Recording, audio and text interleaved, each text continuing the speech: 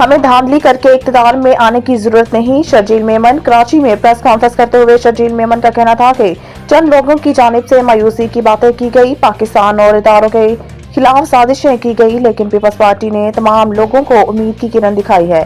پی پی پی رہنما کا کہنا تھا کہ پیپلز پارٹی کا بلوچستان میں تاریخی جلسہ ہوا، جس کے بارے میں سرفراز بگٹی نے کہا ہے کہ شہید ذوالفقار بھٹو کے بعد اتنا بڑا جلسہ کسی نے کیا تو وہ پیپلز پارٹی نے کیا۔ الحمدللہ چیئرمین پیپلز پارٹی بلاول بھٹو اپنے دورے جاری رکھیں گے۔ سابق صوبائی وزیر نے کہا کہ ملک کے کونے کونے میں پیپلز پارٹی اپنا لوہا منوائے گی۔ پیپلز پارٹی عوام کی حمایت سے الیکشن میں حصہ لے گی اور عوام کی مدد سے تاریخی فتح حاصل کرے گی۔ انہوں نے کہا کہ مسلم لیگ نون نے پورے پاکستان میں کیا کیا وہ بتائیں۔ نون لیگ صرف لاہور کی مثال دے رہی ہے، نون لیگ نے صرف لاہور کو پورا پاکستان سمجھا ہے۔ پی پی کی جب حکومت آئی تو پورے پاکستان کے لیے کام کیے۔ پی ٹی آئی کے انٹرا پارٹی الیکشن فراڈ صرف کاغذی کارروائی ہوتی ہے۔ پرویز خٹک کا کہنا تھا کہ سابق چیئرمین پی ٹی آئی ملک میں الیکشن نہیں صدارتی نظام چاہتے ہیں۔ پی ٹی آئی کے انٹرا پارٹی الیکشن پر رد عمل دیتے ہوئے پرویز خٹک کا کہنا تھا کہ پارٹی میں جمہوریت ہونی چاہیے، فراڈ الیکشن نہیں ہونے چاہیے۔ پہلے بھی پارٹی میں 4-5 الیکشن جعلی تھے، صرف کاغذی کارروائی ہوئی تھی۔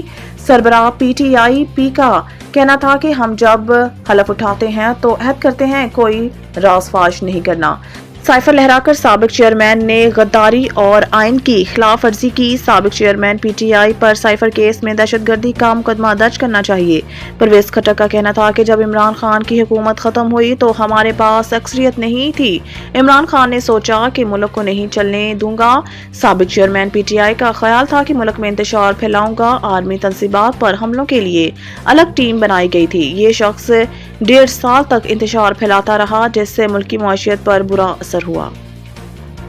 نگران وزیر اعظم انوار الحق کاکڑ کی چلاس میں مسافر بس پر فائرنگ کی مذمت۔ ہفتے کی رات گلگت بلتستان کے علاقے چلاس میں ہڈور کے مقام پر افسوسناک واقعہ پیش آیا تھا، جس میں نامعلوم افراد نے بس پر فائرنگ کر دی تھی، جس کے نتیجے میں 9 مسافر جاں بحق اور 26 سے زائد زخمی ہو گئے تھے۔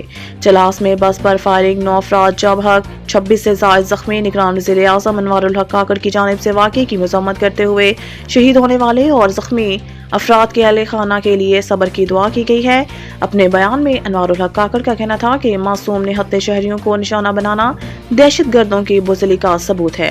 انوار الحق کاکڑ کا کہنا تھا کہ گلگت بلتستان کے امن کو سبوتاژ کرنے کی مسموم کوشش کامیاب نہیں ہونے دیں گے اور دہشت گردی کے مکمل خاتمے تک جنگ جاری رہے گی۔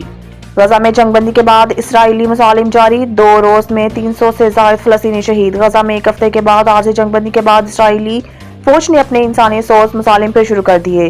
جبالیہ کیمپ اور خان یونس میں 2 رہائشی عمارتوں پر اسرائیلی طیاروں کی بمباری سے 250 جبکہ دیگر واقعات میں 50 سے زائد فلسطینی شہید ہوئے۔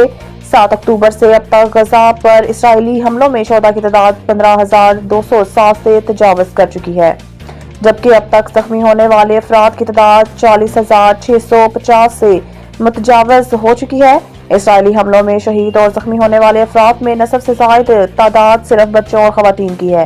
غزہ میں 7 اکتوبر سے اب تک ہونے والے اسرائیلی حملوں میں 60% مکانات اور رہائشی یونٹ تباہ ہو چکے ہیں۔ اسرائیل کی جانب سے عارضی جنگ بندی کے خاتمے کے بعد غزہ میں محصور متاثرین کے لیے رفح کراسنگ سے عالمی انسانی امداد کی ترسیل پر 1 روز کی بندش کے بعد عالمی دباؤ کے بعد امدادی سامان کے 50 ٹرک غزہ میں داخل ہو گئے۔